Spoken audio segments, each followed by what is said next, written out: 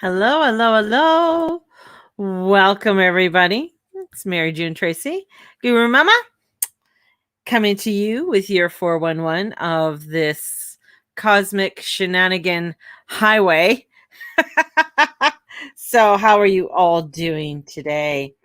Bringing you some of the craziness. Ooh, and it's chilly here today. Let's see. I'm gonna just take a. Oh, wait. It's what, 8 degrees? It's supposed to rain.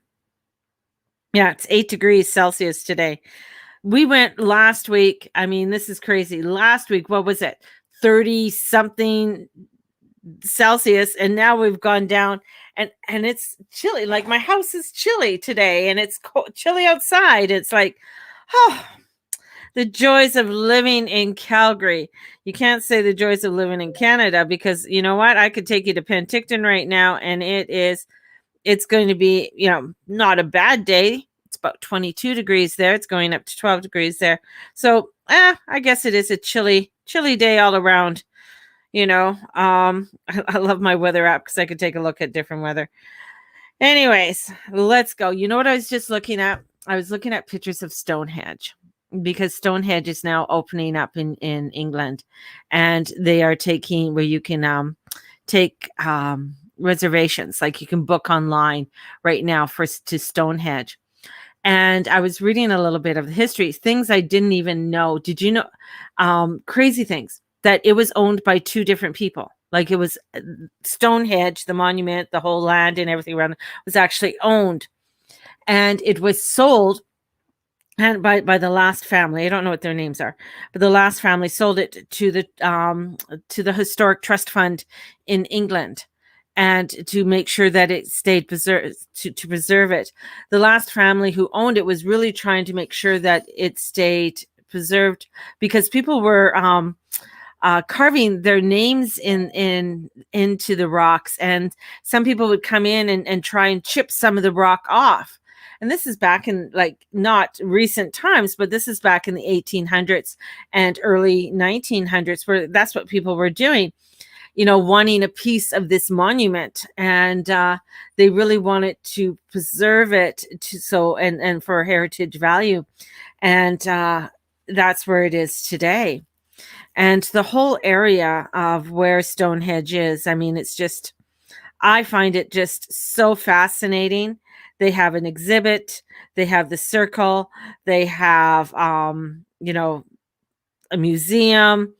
There is all kinds of, it's basically a tourist area now, but you can't go in the center of it. So that's the one thing.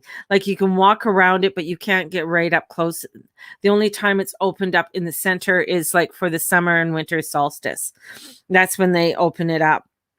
Otherwise you can't go in the center of it. So, but totally, I mean, one day I'm putting it out there. I will get there. And here's another tidbit, because my son said to me, "Go, you can't go anywhere unless you get your vaccine."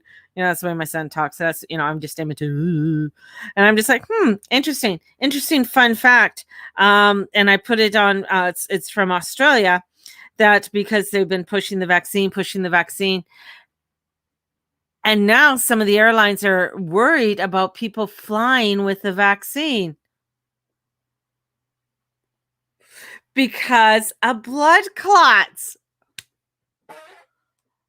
Because you get up to $30,000. You get up to $30,000. I'm going to love you. No, you get up to 30,000 feet. That's, because your blood can get, I don't know if it gets thicker or whatever, but anyways, it causes blood clots. It can cause blood clots. That's why sometimes if people have heart problems or on certain medications and flying, they need to know, because when you get to a certain elevation, it causes these issues. South Node Sag. Just saying, baby. Just saying. Crazy. So now that they're, wanting to have so many people get the vaccine and push it. Now they're finding that that could be, you're going to be flying at your own risk, I guess. Just another element in flying to scare the shit out of people, I guess. So I found that as a fun little fact today. as I was just going through my highways and byways of looking at just information. And I'll post this. Going back to Stonehenge, they have an exhibit of pictures of 150 years of personal photos of people sending in their personal photos of Stonehenge, which is very cool, of their family going and visiting. And in the 50s, you could still go into the center of Stonehenge with your family and stuff like that and visit. So very, very cool, little tidbit and stuff there for you.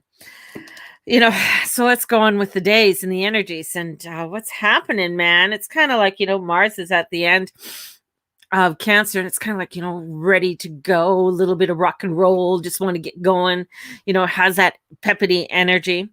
And I posted, when they ask for an explanation of, a description of what I put today, it's like, it's a good day, smooth roads with slight detours.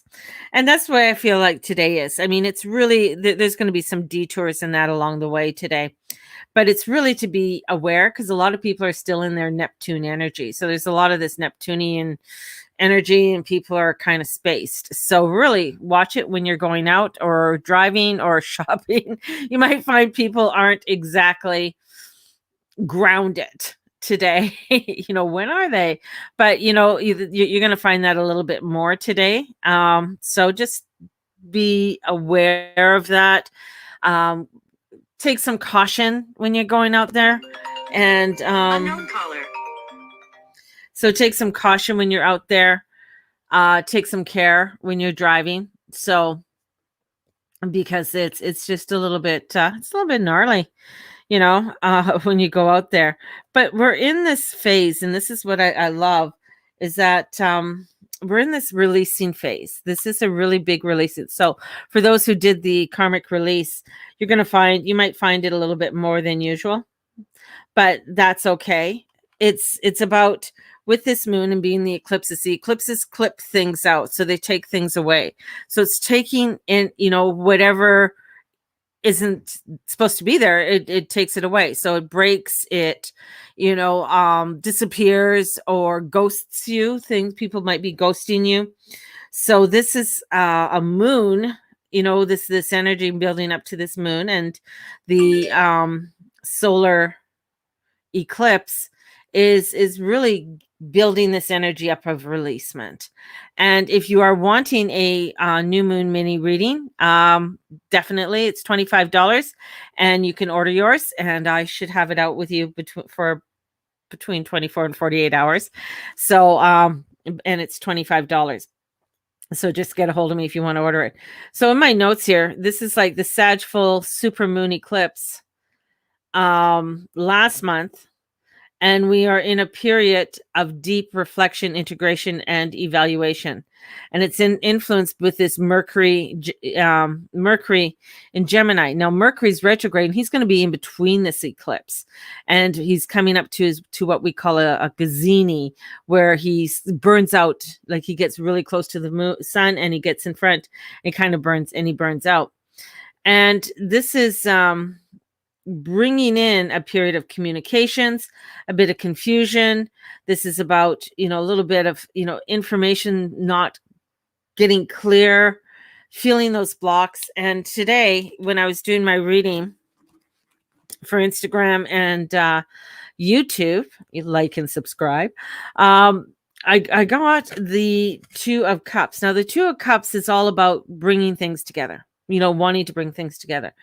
And taking, whether it's, you coming together with somebody else, it's an emotional energy because it is cups. So we have a lot of emotion, a lot of water coming in. But the Chariot's ruled by Cancer. So the Chariot is a Cancer ruled card.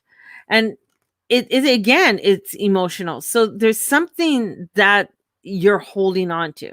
We're holding on to some kind of emotion that's holding us back.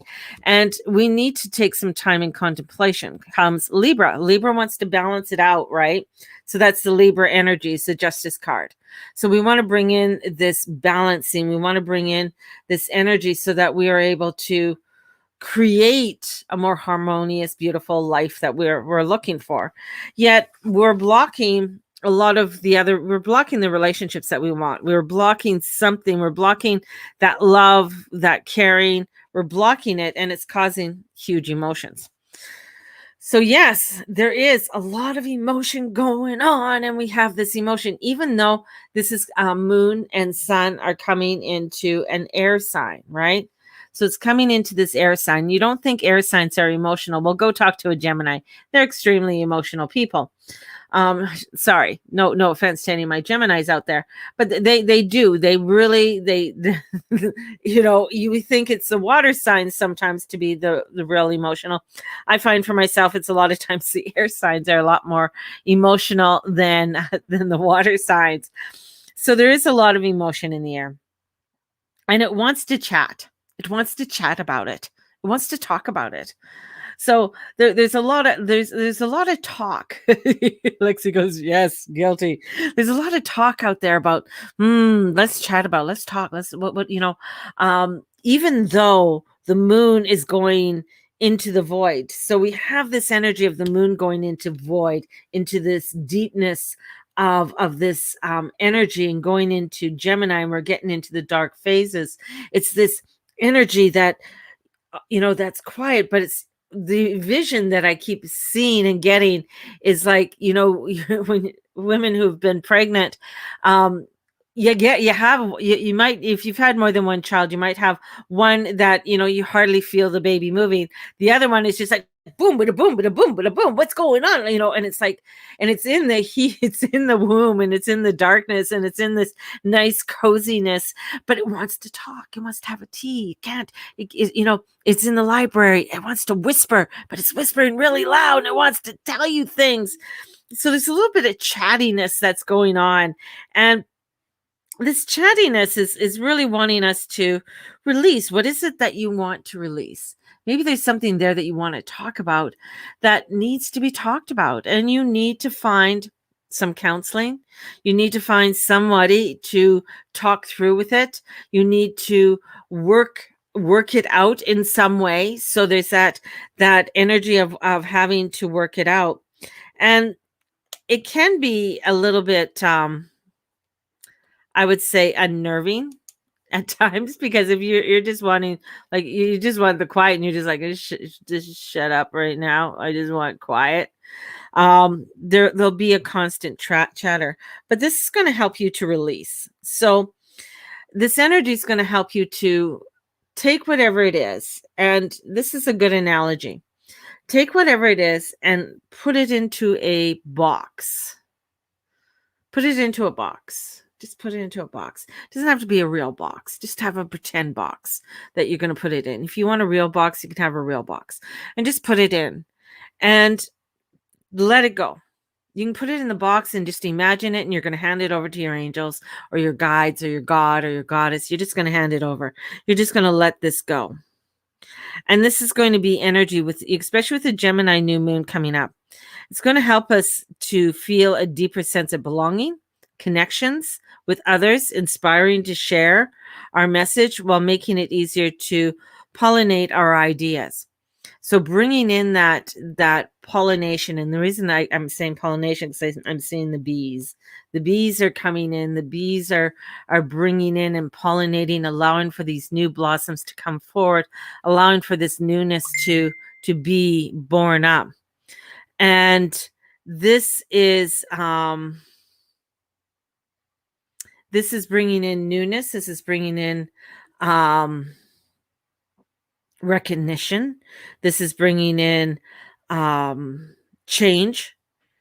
And with this eclipse window could also be illuminated where we are not feeling connected.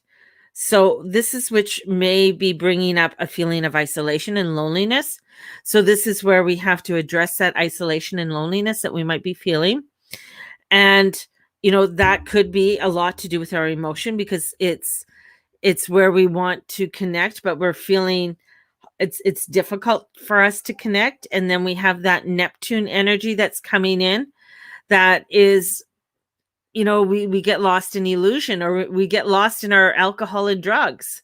So there could be that wanting to escape. And what are we escaping from? So looking at what we are escaping from in order to deal with it, because Bacchus is still there with Neptune bringing in the lower energies of it. So it could really bring in some crazy energy of escapism and ODs, wanting to leave, wanting to let go of. I don't want to deal with this anymore. So it is forcing us to see life with new perspective and starting asking different questions as we are, faced with this dichotomy between freedom versus control, power versus force, authority versus sovereignty over ourselves. So there's this energy. And of course, everything in this world is a duality. We have a duality. And when I do a chart, the chart is giving me information on what is coming forth. Like what should come, what have you come in here to deal with? What have you come in to work with? And what kind of people have you come in here to work with? Like, what are some of the strong aspects? And these are kind of like the strong aspects that you will be dealing with. So if you have a strong, maybe a Saturn square the sun. So there's an energy of wanting to shine. And you might be dealing with a lot of people who want to shine, and you're dealing with authority or how things are supposed to be run. So there might be some kind of relationship there of working with those types of people and working with that within yourself. That's just an example. So in that chart, it gives you sort of that perspective, that idea of what's going on. The thing is that that's our guidance, right? That's sort of a guiding plate of showing you this is what could happen. It's like, these are the ingredients you can use. You can delete ingredients, you can add ingredients, whatever you want. The next thing is that, how do you utilize that within your free choice? And not a lot of people use their free choice. They would rather not have their sovereignty. They'd rather have authority. They would rather have somebody show them, have a force, instead of stepping into their own power. Because that's scary. That means that I need to take responsibility for myself. I need to take responsibility for the things that are going and the fuck ups in my life. But many times it's like, I don't want to take responsibility. That's why people like, when you find people going into communes and, getting drawn into certain occults and stuff, you see that it's usually very well educated. You think that they're doing well. It's usually not people who come from poor families, that are falling into these cults, or falling into these communes. And this is where it's like, many of us, and especially after being, with COVID and being locked down and unlocked down and then locked down, unlocked down, and all of this, we've been seeing a split in the consciousness and the way people view situations and what is happening with this and with this Uranus Saturn square that's coming up. We are seeing the split getting bigger. You're seeing the split getting bigger, where people are looking at, where I'd rather go over here, because I don't want to deal with my day-to-day life. I'd rather have someone, like, just let me work, let me go here, just give me my pay. They don't want to deal with government. They don't want to look at what's going on. They don't give a shit what the mayor's, just or whatever. There's, on the other side, there's people that are coming in. It's like, no, we got to give a damn. I don't like the way things are going. I need to take a stand. I need to speak out. This is not the way I want to live my life. And if you've been putting on a brave face while crumbling inwardly under the pressure of what is expected of you, the situation you find yourself in, or in deep regret, the solar eclipse may bring it to the surface so you can deal with it. This new moon is, on Thursday, is going to be a fabulous Wednesday, Thursday moon for doing ritual. So if you do any full moon or new moon rituals, this moon is a real powerful one to do it. Now, I know some people are going to tell you, don't do anything crazy on an eclipse. This eclipse is really getting you to make the list so that you can let go and leave it in the box, and doing the letting go that needs to be done. Hello. So I got the dog here with me today. So this is a energy that we need to start looking at. And this may bring up some changed emotions and around communications, especially if you have had difficulty in speaking your truth and when dealing with issues of power and control. I wish I could show you the dog. She's a fair-sized dog, but she likes to go into you're going to have to wait a minute. Okay? So sit. Sit. No. You're going to sit and you're going to have to wait until I'm done. Thank you. And no, she doesn't want to sit and wait. She's going to be here. She's going to bug me now. So this is going to bring up a change of emotions. Unfortunately, during this Gemini new moon eclipse, we start finding our tribe and those like-minded people. We start seeing, where is it that we want to go? Who is it that we want to connect with? And what type of people do we want to have around us? So this is where, if you're rumbling over the past bad decisions, feeling depressed and negative, try and see a cosmic joke and not take life too seriously. And the symbols of Gemini twins represents the full spectrum of this experience. And it is with the North Node there. There is information there. You just have to ask the questions. You just have to put yourself out there in order to get it. You can't keep yourself in isolation. You have to reach out and get to the place that you need to get. And there are a couple of places left on our, connect, there's places that you can connect with. There are, what am I going to say? Retreats going on right now. People are opening up for retreats, and some of them are saying, I don't know, vaccine, you don't have to be vaccinated. Or there's music festivals that are going to be starting up. So there's all kinds of things that are starting up and opening up because people are wanting connection. People are wanting to connect. They're wanting to come and be able to illuminate and to be able to share, because this is powerful and we have powerful minds and we want to take this beautiful ride. And this is what we're on. We're on this beautiful ride and we want to jump onto this ride in order to explore new and wondrous places. And that's where this energy is today. It is a little bit, it's moderate. It's pretty good, but there is, a little bit of chattiness, but it is starting to prepare us for this new moon. And I think we need to, trust that, we might be wobbly over this moon and do something, we want to do something practical. So go to the park, go for a swim, take up Pilates, dancing, a yoga class, or do something completely different that will take you out of your mind and into your body. This is about so you can hear the messages from your heart. You cannot hear the messages when you are playing up there with Neptune. Neptune is cool. Yes, it is a connection with spirit, but having that connection with spirit, you have to have the connection with the body as well. So it's a good day for grounding and connecting with your body. There you go, my loves. If you're wanting to order your new moon reading, let me know. I am starting a new class. I'm starting a class tapping into your power, connecting to your blue flame. It's starting in July 7th. So it's a 6-week course over the summer. We're going to be doing it in the summer evenings. And it's going to be somewhat of a relaxed class, but we're going to be bringing in prayer, spirituality, and we're going to be connecting to the goddess and the planet Venus. So we're going to be bringing in that Venus element, which is going to be very beautiful. And Venus will be coming into Leo at that time and then going from Leo into Virgo. So this is really a beautiful time to work with her.